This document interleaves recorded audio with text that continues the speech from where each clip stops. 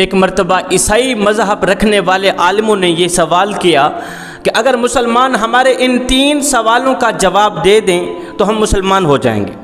اگر مسلمان ہمارے ان 3 سوالوں کا ٹھیک درست جواب دے دیں تو ہم مسلمان ہو جائیں گے۔ وہ 3 سوال کون سے تھے؟ پہلا سوال کہ اللہ تعالیٰ اس وقت کیا کر رہا ہے؟ دوسرا سوال اللہ تعالیٰ سے پہلے کیا تھا؟ تیسرا سوال اللہ تعالیٰ کی شکل و صورت کیسی ہے؟ یہ 3 اہم سوال تھے۔ ان کا کہنا تھا کہ جو بھی مسلمان ان 3 سوالوں کا ٹھیک جواب دے دے تو ہم کلمہ پڑھ کر مسلمان ہو جائیں گے۔ لکھنے والے لکھتے ہیں کہ اس وقت کے جتنے بھی علماء تھے سارے جمع تھے، ان سب نے غور کیا لیکن درست جواب کوئی بھی نہ دے سکا ان 3 سوالوں کا کہ اللہ تعالیٰ اس وقت کیا کر رہا ہے، اللہ تعالیٰ سے پہلے کیا تھا، اللہ تعالیٰ کی شکل و صورت کیا ہے۔ ٹھیک جواب کوئی بھی نہ دے سکا، اور مزے کی بات یہ تھی کہ جنہوں نے یہ 3 سوال کیے تھے ان کو بھی ان کے جواب کا پتہ نہیں تھا۔ وہ عیسائی بھی ان سوالوں کے جوابات نہیں جانتے تھے۔ بادشاہ نے یہ اعلان کیا کہ کوئی بھی شخص ان 3 سوالوں کا ٹھیک جواب دے دے تو میں اسے منہ مانگا انعام دوں گا، اسے شاباش دی جائے گی، اسے داد دی جائے گی۔ بادشاہ نے یہ اعلان کیا، یہ اعلان پھیل گیا۔ یہ خبر حضرت امام ابو حنیفہ رحمۃ اللہ تعالی علیہ کے کانوں تک پہنچی۔ اس وقت امام صاحب کی عمر 12 سال کی تھی۔ یہ خبر امام صاحب کے کانوں تک پہنچی۔ یہ خبر سنتے ہی، یہ اعلان سنتے ہی امام صاحب فوراً بادشاہ کے دروازے پر پہنچے، بادشاہ کے دربار میں حاضر ہوئے۔ آ کر کہتے ہیں بادشاہ سلامت، آپ کے ان 3 سوالوں کا جواب ایک میں ہی ٹھیک سے دے سکتا ہوں، درست جواب میں ہی دے سکتا ہوں۔ بادشاہ حیران رہ گیا کہ اتنے بڑے بڑے عالم دین بیٹھے ہیں، سب نے غور کیا ہے، کوئی بھی درست جواب نہیں دے سکا، کوئی بھی ٹھیک جواب نہیں دے سکا۔ یہ 12 سال کا بچہ کیا دے گا؟ حیرانی کے عالم میں گمسم ہو کر بادشاہ نے کہا ٹھیک ہے تو جواب دے۔ امام صاحب نے کہا جواب دینے سے پہلے مجھے بتایا جائے کہ یہ سوال کون کر رہا ہے؟ بادشاہ نے کہا یہ سوال میں کر رہا ہوں۔ امام صاحب بولے پھر بادشاہ سلامت آپ تخت سے اٹھیں، عام لوگوں کی صف پر آ جائیں، جہاں عام لوگ کھڑے ہو کر آپ سے سوال کرتے ہیں، اور مجھے تخت پر بٹھایا جائے جہاں آپ بیٹھ کر انصاف کرتے ہیں، جہاں آپ بیٹھ کر لوگوں کو جواب دیتے ہیں۔ یہ بات تو بڑی ہی سخت تھی۔ بادشاہ مرتا کیا نہ کرتا، ان مشکل ترین سوالوں کے جوابات سننے کے شوق میں بادشاہ تخت سے نیچے اترا، عام لوگوں کی صف میں کھڑا ہو گیا، اور یہ 12 سال کا بچہ حضرت امام ابو حنیفہ تخت پر بیٹھ گئے، بادشاہ عام لوگوں کی صف میں کھڑا ہے۔ ہاں بادشاہ اب بتا کون سا سوال؟ بادشاہ نے کہا میرا پہلا سوال ہے، مجھے بتایا جائے کہ اللہ تعالیٰ اس وقت کیا کر رہا ہے؟ اللہ تعالیٰ اس وقت کیا کر رہا ہے؟ اب امام صاحب کی عقل مندی دیکھیں، امام صاحب کی عقل مندی کو سلام۔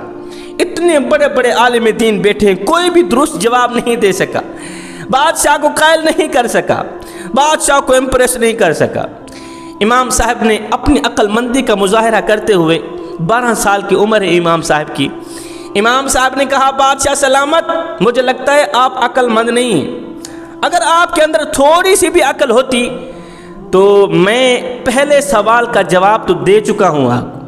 آپ کو میں نے نیچے اتارا ہے، خود تخت پر بیٹھا ہوں، صرف آپ کو نیچے نہیں اتارا، صرف میں تخت پر نہیں بیٹھا، میں نے آپ کے پہلے سوال کا جواب بھی دے دیا ہے، اگر تو عقل مند ہے تو۔ بادشاہ نے کہا وہ کیسے؟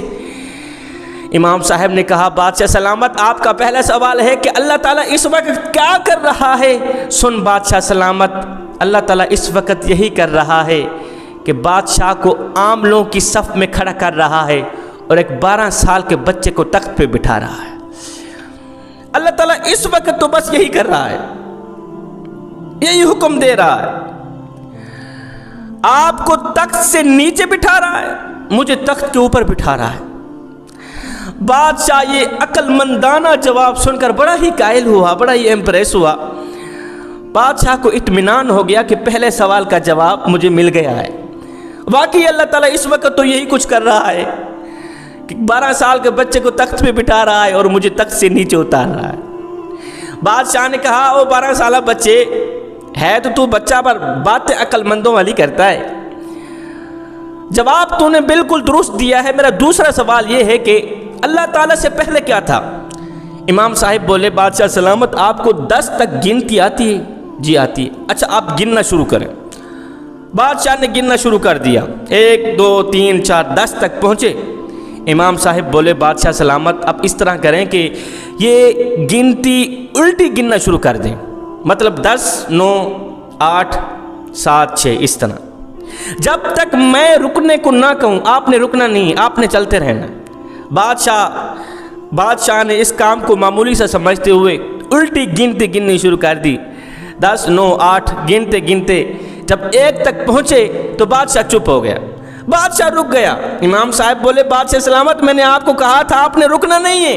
بادشاہ نے کہا او بچے میں کیا کروں، یہاں رکنے کے علاوہ اور کوئی حل بھی تو نہیں تھا، 1 سے پہلے تو کچھ بھی نہیں تھا، 1 سے پہلے تو کچھ بھی نہیں ہے۔ امام صاحب بولے بادشاہ سلامت پھر آپ کو دوسرے سوال کا جواب مل ہی گیا ہے، جس طرح 1 سے پہلے کچھ بھی نہیں اس طرح میرے اللہ سے پہلے کچھ بھی نہیں تھا۔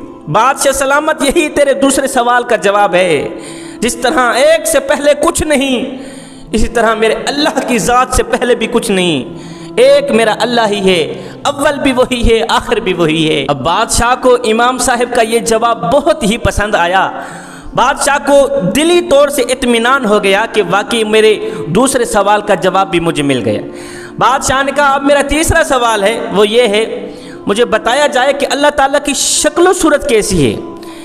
امام صاحب بولے اس وقت جب سوال جواب ہو رہے تھے تو بادشاہ کے دربار کے اندر قندیلیں روشن تھیں، قندیلیں روشن تھیں۔